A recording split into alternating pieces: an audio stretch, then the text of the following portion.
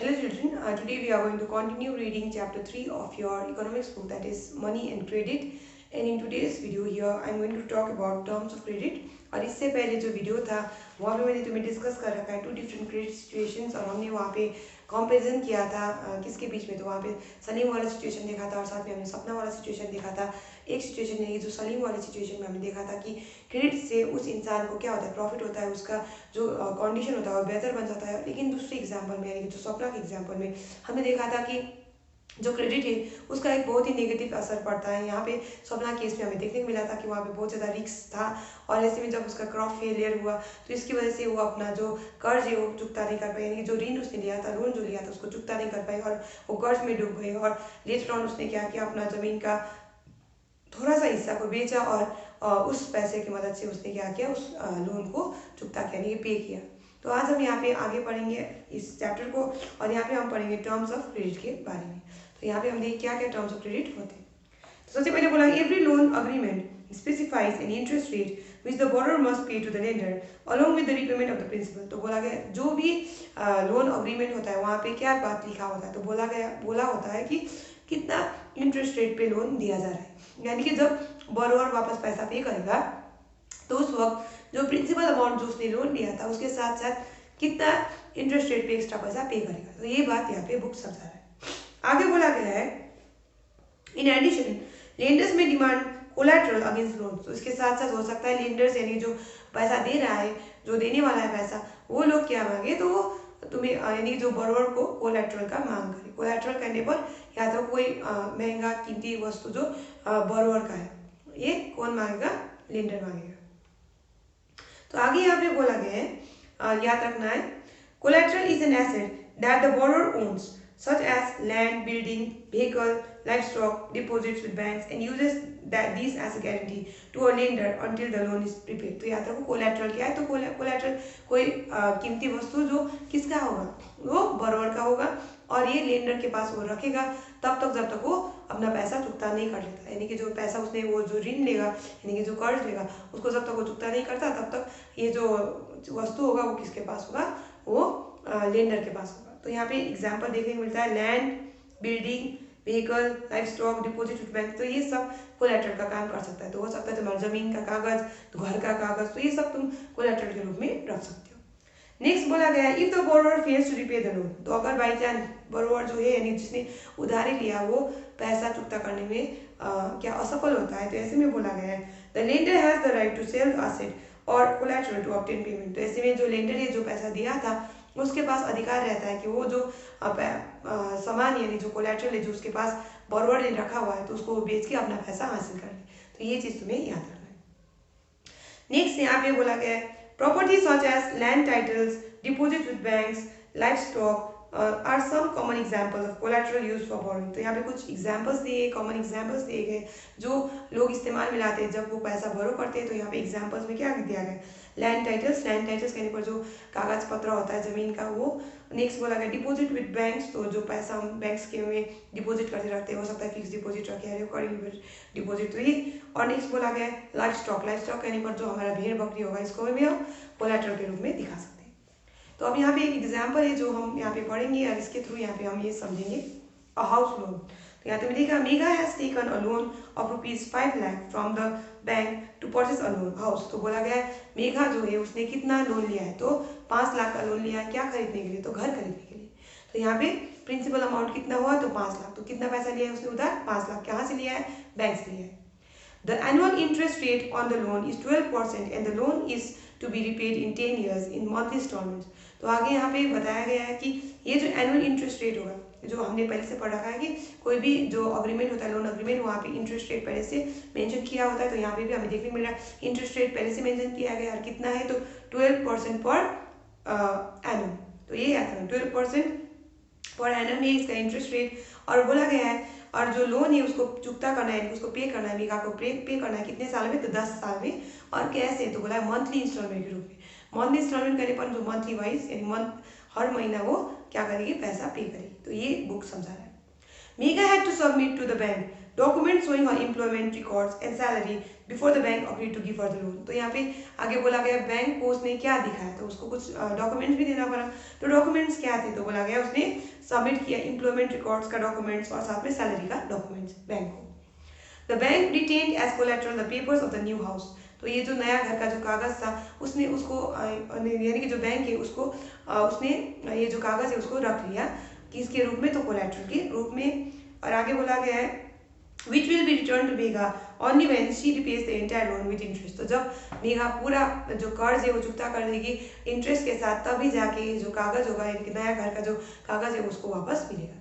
तो हमने यहाँ पे क्या देखा, एग्जाम्पल देखा जहाँ पे हमें देखने को मिला क्रेडिट का situation in terms of credit देखने को मिला। तो क्रेडिट में हमने यहाँ पे देखा किसने लिया क्रेडिट, तो यहाँ पे मेघा ने लिया।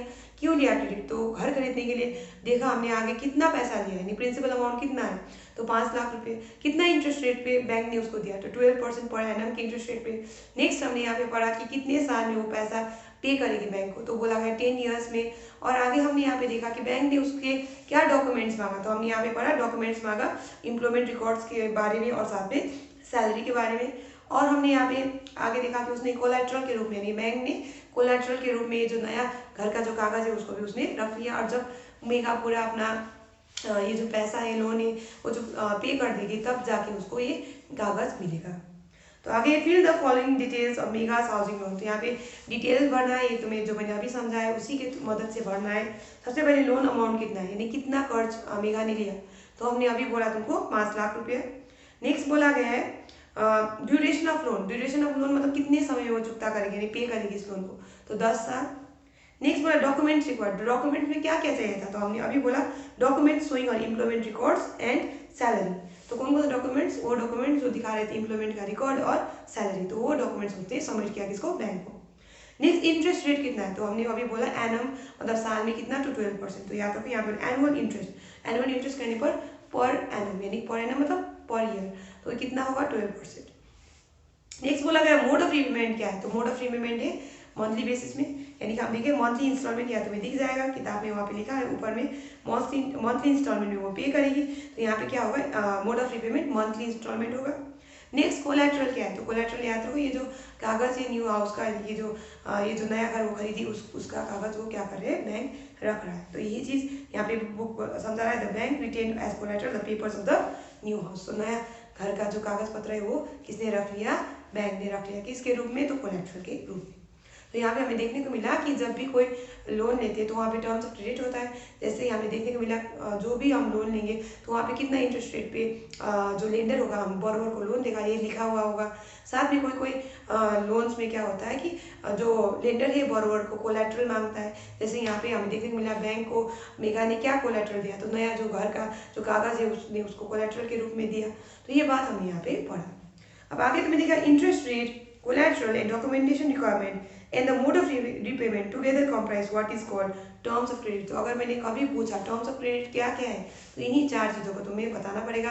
वहाँ पे तुम्हें बताना इंटरेस्ट रेट के साथ साथ कोलेट्रल के बाद बोला डॉक्यूमेंटेशन जो जरूरी होता है, और आखिर में बोला मोड ऑफ रीपेमेंट। तो ये 4 चीज़ें मिलकर क्या होता है, टर्म्स ऑफ क्रेडिट होते हैं। तो मेघा का एग्जाम्पल में हमने क्या देखा, मेघा के एग्जाम्पल में हमने देखा 5 लाख रुपया प्रिंसिपल अमाउंट है, उसने लोन लिया किससे, तो बैंक से लिया। और इस लोन को जो बैंक ने उसको दिया तो उसने कितने इंटरेस्ट रेट पे दिया, यानी बैंक ने कितने इंटरेस्ट रेट में दिया मेघा को, तो 12% पर एनम के इंटरेस्ट रेट में। आगे हमने देखा कि मेघा ने क्या डॉक्यूमेंट सबमिट किया, तो हमने देखा डॉक्यूमेंट्स जो उसका एम्प्लॉयमेंट रिकॉर्ड्स से संबंधित और साथ में जो सैलरी से संबंधित जो डॉक्यूमेंट्स थे उसने उसको सबमिट किया बैंक के पास। साथ में बैंक को उसने अब क्या करेगी, वो पैसा पे करते वक्त, तो हमने देखा मंथली इंस्टॉलमेंट्स में वो पैसा पे करेगी 10 साल तक। और आगे हमने ये भी देखा कि मेघा का जो नया घर का जो कागज है वो बैंक ने रख लिया किसके रूप में, तो कोलेट्रल के रूप में। अब आगे यहाँ पे बोला गया the terms of credit vary substantially from one credit arrangement to another. ये बात सही है, जब हम एक क्रेडिट अरेंजमेंट से दूसरे क्रेडिट अरेंजमेंट में जाते हैं तो ऐसे में जो टर्म्स ऑफ क्रेडिट होगा वो अंतर करेगा। जैसे एक आसान एग्जाम्पल ले लेते हैं, जैसे कि अगर मान लो तुमने कर्ज लिया तुम्हारे दोस्त से, तो हो सकता है जो कर्ज जो तुमने दोस्त से लिया हो सकता है वो 0 इंटरेस्ट रेट पे तुम्हें दे दे, लेकिन जब तुम बैंक से लोगे तो वो वहाँ पे कुछ इंटरेस्ट रेट चार्ज करेगा, साथ में वो बोलेगा तुमको कुछ डॉक्यूमेंट सबमिट करना, ऐसे करके हो सकता है वो कुछ कोलेट्रल मांगेगा तुमको। तो ये यहाँ पे देखने को मिलेगा तुमको कि टर्म्स ऑफ क्रेडिट क्या है, अलग अलग। ऐसे करके अगर तुम मान लो कोई मनी लेंडर से ले रहे हो पैसा, तो हो सकता है मनी लेंडर तुम्हें कोलेट्रल ना मांगे, डॉक्यूमेंट्स ना मांगे, क्योंकि वो तुम्हें पर्सनली पहचानता है, लेकिन वो हाई इंटरेस्ट रेट तुम्हें चार्ज करे, 12% पर एनम के जगह में 12% पर मंथ ही वो चार्ज करते हैं। ये हम कह नहीं सकते। तो याद रखो टर्म्स ऑफ क्रेडिट क्या होता है, वेरी करेगा अलग अलग क्रेडिट अरेंजमेंट्स के साथ। तो इसका मतलब ये है कि जब तुम अलग अलग जगहों से क्रेडिट लोगे यानी कर्ज लोगे तो वहाँ पे तुम्हें अलग अलग टर्म्स ऑफ क्रेडिट देखने को मिलेगा। हो सकता है कहीं पे तो कर्ज लेते वक्त कोई इंटरेस्ट पे करने की जरूरत नहीं, कोई कोलैटरल सबमिट करने की जरूरत नहीं, कोई डॉक्यूमेंट सबमिट करने की जरूरत ना हो। तो अब हम आगे यहाँ पे पढ़ते हैं, बोला गया है the next section will provide examples of the varying terms of credit in different credit arrangements। तो आगे यहाँ पे जो आगे जो सेक्शन है यहाँ पे हमें बताया जाएगा इस बारे में। तो ये जो अलग अलग क्रेडिट अरेंजमेंट्स में अलग अलग टर्म्स ऑफ क्रेडिट होता है इस बारे में हम यहाँ पे आगे पढ़ेंगे। तो आज हम यही तक पढ़ेंगे। तो आज हमने यहाँ पे क्या पढ़ा, तो आपने देखा टर्म्स ऑफ क्रेडिट में कि क्या होता है कि जो टर्म्स ऑफ क्रेडिट होता है ये जैसे जब हम कोई किसी से क्रेडिट लेते हैं तो ऐसे में क्या चीज़ पहले से वहाँ पे अग्रीमेंट में लिखा होता है। तो अग्रीमेंट में क्या होता है, क्लियर, तो याद रखो वहाँ पे कितने इंटरेस्ट रेट पे हम लोन ले रहे हैं ये बात वहाँ पे लिखा होता है। तो यही चीज़ याद रखो। तो अग्रीमेंट में क्या होगा, कितना इंटरेस्ट रेट में लोन दिया जा रहा है ये बात लिखा हुआ होगा, बताया गया होगा, क्लियर। और आगे हमें याद रखना है कोई कोई अग्रीमेंट में यानी कोई कोई जब हम लोन लेते हैं कोई कोई जगह से तो ऐसे में हमें कोलैटरल सबमिट करना। कोलैटरल क्या है, तो एक एसेट है, देखो आप बुक में भी दिखा है कोलैटरल इज एन एसेट। तो कोलैटरल के लिए दूसरा वर्ड जो एस से शुरू होता है वो है सिक्योरिटी, ये भी तुम्हें याद रखना है। तो कोलैटरल के लिए दूसरा वर्ड क्या है, सिक्योरिटी। और कोलैटरल क्या है, तो कोई कीमती वस्तु तो तुम्हारा है, हो सकता है तुम्हारा घर हो, तुम्हारा गाड़ी हो सकता है तुम्हारा जमीन हो, ऐसे करके कोई भी कीमती वस्तु जो तुम्हारा है उसको तुम कोलैटरल के रूप में दिखा के क्या कर सकते हो, लोन ले सकते हो। लेकिन ये बात याद रखो कि हर टर्म्स जो हर क्रेडिट अरेंजमेंट में कोलैटरल मांगे ऐसा है नहीं। हो सकता है कोई क्रेडिट अरेंजमेंट कोलैटरल मांगे, कोई में ना मांगे। हो सकता है ऐसे करके जो मैंने अभी बोला तुमको कि कोई क्रेडिट अरेंजमेंट में कम इंटरेस्ट रेट पे वो तुम्हें लोन दे दे, हो सकता है कोई क्रेडिट अरेंजमेंट में वो हाई इंटरेस्ट रेट में तुम्हें लोन दे, हो सकता है कोई इंटरेस्ट रेट में तुम्हें लंबा समय दे पैसा चुकता करने के लिए, हो सकता है कोई इंटरेस्ट रेट में तुम्हें तुरंत पैसा वापस मांग ले कुछ ही महीनों बाद। तो ये भी तुम्हें याद रखना है। तो यहाँ पे हमें देखने को मिला क्या चीज़ें, तो क्या क्या है टर्म्स ऑफ क्रेडिट कहेंगे तो 4 चीज़ें टर्म्स ऑफ क्रेडिट है। क्या क्या, तो हमने बोला इंटरेस्ट रेट, तो इंटरेस्ट रेट में यहाँ पे हमने मेगा का एग्जाम्पल ले रहे थे 12% पर एनम।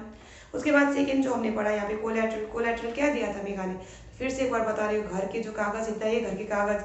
थर्ड में हमने यहाँ पे पढ़ा डॉक्यूमेंटेशन, क्या डॉक्यूमेंट्स दिया था मेगा, तो हमने यहाँ पे देखा डॉक्यूमेंट्स उसने सबमिट किया था ये जो इम्प्लॉयमेंट रिकॉर्ड्स और सैलरी का। और आगे हमने यहाँ पे बोला गया है कि मोड ऑफ रीपेमेंट, तो मोड ऑफ रीपेमेंट मतलब किस किस्म से वो पैसा को वापस चुकता करेगी। तो यहाँ पे हमें देखने को मिला था कि वो मंथली इंस्टॉलमेंट में पैसा पे करेगी।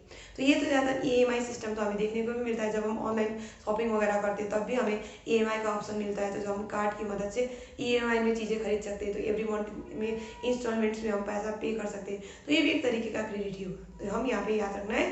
तो क्रेडिट अरेंजमेंट्स अलग अलग जगह पे मतलब जो अलग अलग जगह से जब हम क्रेडिट लेते हैं, हो सकता है फॉर्मल सेक्टर से ले, इनफॉर्मल सेक्टर से ले, तो ऐसे में जो टर्म्स ऑफ क्रेडिट होगा अलग अलग क्रेडिट अरेंजमेंट्स में अलग अलग देखने को मिलेगा।